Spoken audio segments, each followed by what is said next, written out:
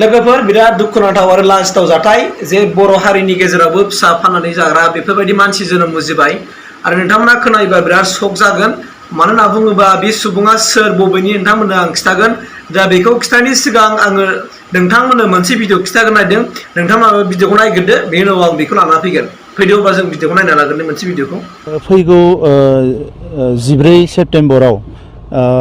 आसामनि जि अमृत बिक्षरपन आन्दलन बेजों सोमोन्दो लानानै जोंनि भैरबकुन्द'आव बे नैबे ओनसोलाव गासै 10 लाख बिफां गायनाय मोनसे हाबाफारि लादों आरो बे हाबाफारिखौ गिनिस रेकर्डनि थाखाय टारगेट खालामनाय जादों दा बेवहाय आसामनि चिफ मिनिस्टार बिथाङाबो फैगोन होननानै खोथा होदों आरो फारफ्रोमबो बिथिंनिफ्राय फरेस्ट डिपार्टमेन्ट लकेल पाब्लिक गासैबो लोगो नांनानै बेवहाय प्रिपारेसन जागासिनो दङ दा 85% बांसिन प्रिपारेसना जाबाय दा गाबोन सानसे दंबावो गाबोन सानसे समफोर सानसे बे साननैयाव 100% जागोन आरो बड'लेण्डआव गिबि खेबनि थाखाय बेबायदि बिफां गायनानै गिनिस रेकर्डआव फैनाय बे मोनसे जारिमिनारि जागोन आरो बेजों लोगोसे जोंनि आबहावायाबो आरोबाव गोग्गो जानो थाखाय मोजां जानो थाखाय बेवहाय जथेस्थ' खाबु मोनगोन एबा मोजां जागोन बियो दा बेखौ मिजिंथिनानै जों बिटिआर सरकारनिफ्राय जोंनि गासैबो इएम एमसिएलए एमएलएफोर बिथांमोन लोगोसे जोंनि इउपिपिएल आरो बिजेपिनि मावथिफोर बयबो बेवहाय बाहागो लादों जाहाथे बे 14 सेप्तेम्बराव लानाय बिफां गायनाय हाबाफारिया साक्सेसफुल जायो गायखांनायनि उनाव बेखौ जोथोन लानायनि थाखाय फरेस्ट डिपार्टमेन्ट आरो बेवहाय माखासे एनजिअ खामानि मावना दंखायो बिथांमोनखौ दायित्व होनाय जागोन जाहाथे बेखौ मोजाङै जोथोन लानो हायो दुलाराय बर' फरायसा आफादाबो भलेन्टारि खामानि मावनाय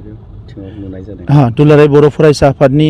जोंहा डिस्ट्रिक्ट कमिटिनिफ्राय बाहागो लादों आं बिथांमोनखौ साबायखर बावदों आरो लोगोफोर नुबाय दाना जाबाय मा फिसा फाननानै जाग्रा बे फिसा फाननानै जाग्रा जाबाय मा बिटिआरआवनो बिटिआरनि चिरां जिल्लानि सिङाव थानाय जेनाखि रानिखाटा जोंनि पुलिस स्टेशननि सिङाव थानाय सेलेखागुरि होननाय गामिनि आरो बे सेलेखागुरि गामिनि हगम नार्जारि आरो बिजुलिखा नार्जारि बे बिसि फिसाया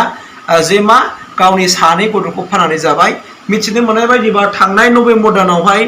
1.5 बोसोरनि जेनाखि फिसालाखौ 40,000 राङाव जे खुंग्रें गामिनि अबिनाश नार्जारिनो फानहरदों होननानै बुंनाय मोनथिनाय जादों जे 40,000 राङाव फानहरनाय जादों आरो नै बावैसो जुलाइ दानावहाय बियो जे गावनि गथ'खौहाय सनितपुर जिल्लानि दिखियाजुलियावहाय निरन सरगयारिनो 60,000 राङाव फानहरदों होननानै जोङो मिथिनो मोननाय जादों स' बे बिराद लाजिथाव आरोना माबोरैहाय गावनि फिसाखौ जोनोम होनायनि उनाव फाननो हाखो बिथाङा फोरमायनाय बायदिबा कि फिसाखौहाय बेमार जानायनि उनावहाय फाहामथाय होनो हायैनि खाथिरावहाय फानहरदों होननानै मिथिनो मोननाय जादों दा बेफोरबायदि जाथाया जोंनि गेजेराव बिराद माने जानो नाङामोन दा दिनै बै फिसा फानग्रा बेखौहाय दिनै पुलिसा ग्रेप्टार खालामबाय होनना मिथिदों एबा पुलिसा बेखौ हमनानै लांबाय होननानै मिथिनो मोननाय जादों मानोना बे आयेननि बेरेखा गावनि गथ'खौ गाव खांनो हाबासो गाव बानो हाबासो गाव फेदेरनो आरो फोरोंनो हाबासो खांनो हायो खिन्थु बेफोरबायदि खांनानै फाननाय बेबायदि आयेनाव गैया स' बेनिखायनो दिनै बेखौ आयेना आयेन बायदि साजा होदों आं बेखौनो खावलायबाय आरो बबे समावबो बेफोरबायदि थासारिया जोंनि गेजेराव दाजाथों आं बेखौनो नोंथांमोननि गेजेरावहाय दिनै आङो बे भिडिअआव बुंनाय जाबाय लोगोफोर थेंक इउ